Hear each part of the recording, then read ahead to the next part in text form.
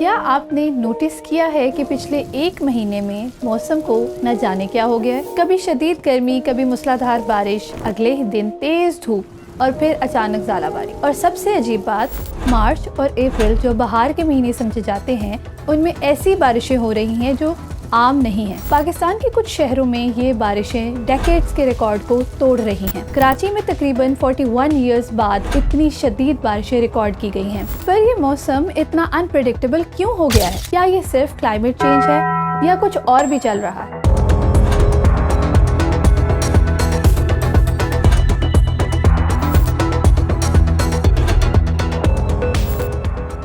अस्सलाम वालेकुम नाजरीन, मैं हूं नक्श काजी और आप देख रहे हैं सुनो एक्सप्लेन्स।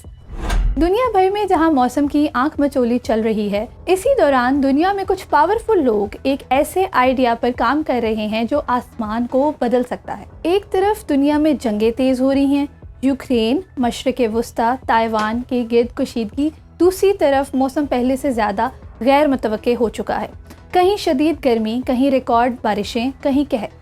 पिछले चंद सालों में दुनिया ने बार बार रिकॉर्ड ब्रेकिंग क्लाइमेट इवेंट्स देखे हैं, लेकिन सवाल अब भी वही है, क्या ये सब नेचुरल है? और फिर यहाँ एक खतरनाक मगर ताकतवर तस्वर सामने आता है जिसे सोलर जियो इंजीनियरिंग कहा जाता है, यानी सूरज की रोशनी को ज़मीन तक पहुँचने से पहले ही कंट्रोल करना। इसका एक तरीका है स्ट्रेटोस्फेरिक एरोसोल इंजेक्शन, जिसमें जहाज 10 से 20 किलोमीटर ऊपर जाकर सल्फर डाइऑक्साइड जैसे ज़रात छोड़ते हैं जो सूरज की रोशनी को वापस खला में रिफ्लेक्ट कर देते हैं। इसका एक फ़ायदा ये है कि ग्लोबल वार्मिंग को रोकने का एक तेज़ और निस्बतन सस्ता तरीका हो सकता है, लेकिन यहाँ एक बड़ा ख़तरा सामने आता है कि अगर इस प्रोसेस को एक बार शुरू करके अचानक रोक दिया जाए तो ज़मीन का दर्जा हरारत बहुत तेज़ी से बढ़ेगा, जिसे टर्मिनेशन शॉक कहा जाता है। अगर ज़मीन का दर्जा हरारत अचानक कम या ज़्यादा किया जाए तो कुदरती निज़ाम इस तब्दीली को बर्दाश्त नहीं कर पाता। बारिश के पैटर्न्स बिगड़ सकते हैं, इकोसिस्टम क्लैप्स हो सकते हैं, यानी एक छोटी सी मुदाखलत पूरे सियारे के बैलेंस को हिला सकती है।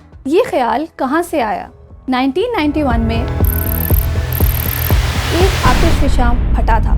इसके बाद ज़मीन का दर्जा हरारत तकरीबन 0.5 डिग्री सेल्सियस कम हो गया था, क्योंकि फ़िज़ा में फैलने ज़रात ने सूरज की रोशनी को रोक दिया था। और अब इंसान वही काम खुद आर्टिफिशियल तरीके से करना चला है। और ये सिर्फ साइंस नहीं, ये ताकत का खेल है। बिल गेट्स ऐसी रिसर्च को फंड कर चुके हैं जहां ये जानने की कोशिश हो रही है कि क्या हम वाकई आसमान को मॉडिफाई कर सकते हैं। ये सुनने में एक हल लगता है, लेकिन हर हल एक नया इक़्तिदार पैदा करता है। अब ज़रा सोचें, अगर मौसम को कंट्रोल किया जा सकता है तो क्या इसे हथियार के तौर पे इस्तेमाल भी किया जा सकता है? जैसे अगर किसी मुल्क में बारिशें बढ़ा दी जाएं तो उसकी फसलें तबाह हो सकती हैं। अगर कहीं बारिशें रोक दी जाएं तो वहाँ कहर आ सकता है। यानी बगैर गोली चलाए सिर्फ वेदर के कंट्रोल से एक मुल्क को कमज़ोर किया जा सकता है। ये ख्याल सिर्फ थ्योरी नहीं है। वियतनाम जंग के दौरान अमेरिका ने एक खुफिया ऑपरेशन किया था, ऑपरेशन पॉपॉय। इसमें बादलों पे केमिकल स्प्रे किए गए ताकि बारिशों को बढ़ा दिया जाए। नतीजा, रास्ते कीचड़ में बदल गए, सप्लाई लाइंस तबाह हो गई, यानी मौसम को पहली बार जंग के हथियार के तौर पे इस्तेमाल किया गया। इस खतरे को देखते हुए 1976 में एक आलमी मुआहदा एमोड कन्वेंशन बनाया गया, जिसमें माहौल को जंग के हथियार के तौर पर इस्तेमाल करने पर पाबंदी लगा दी गई।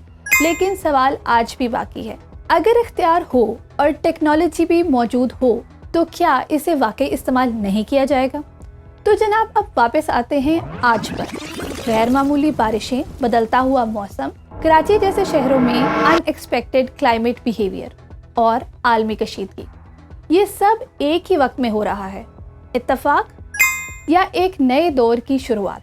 क्योंकि अगर इंसान ने सूरज की रोशनी को कंट्रोल करना सीख लिया तो वो सिर्फ मौसम नहीं बदलेगा, वो ताकत का तवाज़ुन भी बदल देगा। और फिर जिसके कंट्रोल में आसमान होगा, उसी के कंट्रोल में ज़मीन भी होगी।